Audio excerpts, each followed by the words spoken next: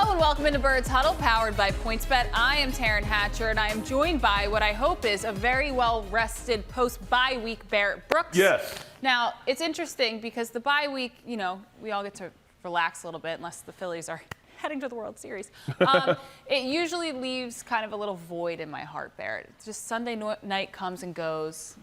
Our beloved Birds don't play. And you feel a little empty inside. But as I kind of alluded to, the Phillies did a pretty decent job filling Phillies. That football void. I got to ask, how did the bye week treat you? I hope you weren't dancing on your own. Oh, no, it was great. But I got to watch all type of football. I watched college football. I watched NFL football. I watched all the games. I sat back, and I was being a fan for the first time. And plus, I got to watch the Phillies just rock out. I mean, come on, man. They swept at home. Love it, love it. So, yeah, I had a pretty good weekend. I was going to say, did you get to see Bryce knock that 382-foot dinger? It was supposed to happen like that. It was supposed to happen like that. I'm so excited. All right, anyways, let's move it along to our three-point stance presented by your Mercedes. Number one, winning in this city, it can feel contagious. Yes. Barrett, you see all of the fans flooding Broad Street last night, and I'd imagine if you're a fellow athlete, regardless of what sport you're playing, whether you're there in person or not, it makes you want to get in on the action the way it inspires the Philly sports fan. No question. You know, you got the crossing of the streams. You got football players going to baseball games, basketball players going to football games. You got this celebrating here. I mean, I've been a part of that whole circumstance before. I've been a part of a team winning a Super Bowl. I mean, winning is contagious. And you talk about winning, I mean, I can remember Tom Brady when he won his Super Bowl down in Tampa Bay. It seemed like, of course, it's someone in a Flyers jersey. Right. There you go. You know, but you look at it, they turn around, the Bucks win the Super Bowl, the Lightning win the Cup, and then the Devil Rays actually played in the World Series. You know what I mean? They lost to the Dodgers, but it's contagious. Once the city starts feeling that winning feeling, it kind of rolls and everybody wants to be a part of it. I mean, coaches start talking to other coaches. You know, you see everyone wants a piece of Jay Wright. Jay Wright goes and talks to Nick Sirianni all the time. You know, Thompson, you know, he had, I believe he was at Jay Wright at the game. Also. Yeah, so that, I mean, it does, the crossing of the streams. I know what it is. I mean, look at 1980. Jaws and the Eagles, they make it to the Super Bowl. They eventually lose to the Raiders, but they were there. Then the Phillies I hate the Flyers. I hate the Flyers. Excuse me. They almost won, but they got cheated. Oh, I in thought you said I 1980. hate the Flyers. I was about to be like, pardon me, what set are you on, Barrett? Why? Come Anyways, on now. Sorry. Now, why would I say I hate the Flyers? I don't know. That's why I was like, I hate that they whoa. got screwed.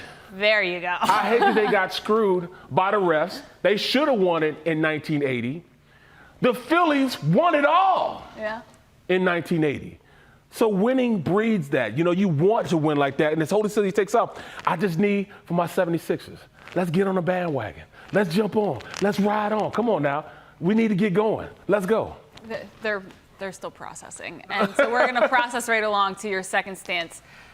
We got to focus in on the NFC East. It's become very interesting because it feels like it's now going to come down to the two head-to-head games that the Eagles will have with the New York Giants of all teams. Barrett, when we came into the preseason, the Cowboys were favored to win the division, then the Eagles. I think most of us had very low expectations for the Giants.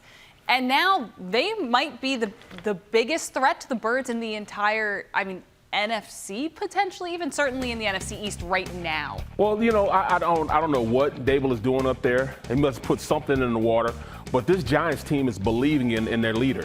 They're believing that whatever they run, they can go out to do it. And Saquon Barkley, who's actually the second leading rusher in the NFL right now, is leading the chase.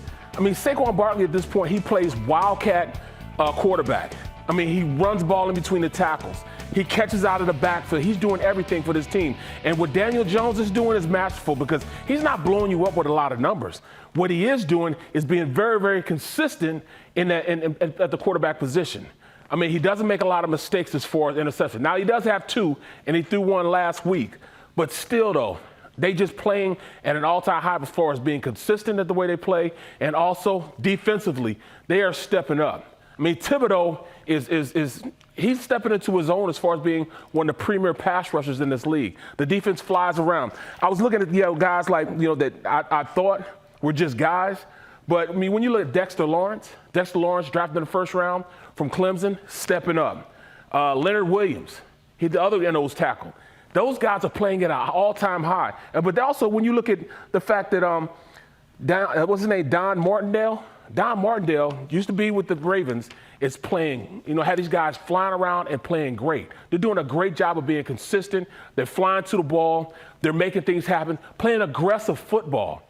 And that's the biggest thing you have to do. You got to fly around and play aggressive type of football. And the Giants are doing it right now. So, Dable, I don't know what you put in that water, but I need some here. I want some. And they're winning so many tight, which makes you not believe in them quite so much.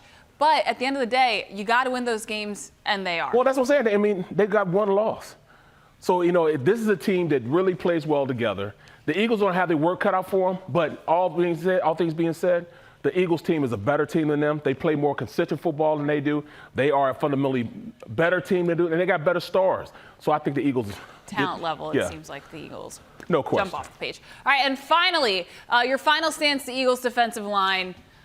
You believe that they're going to come out of this bye week with even higher expectations, Bear? I don't know what more you think you'll see, but I can't wait to hear. Well, if you look at this out of the bye week, everybody goes back and they do a self-evaluation. They go back and look at all the plays they had during the and they see how much what do you call it?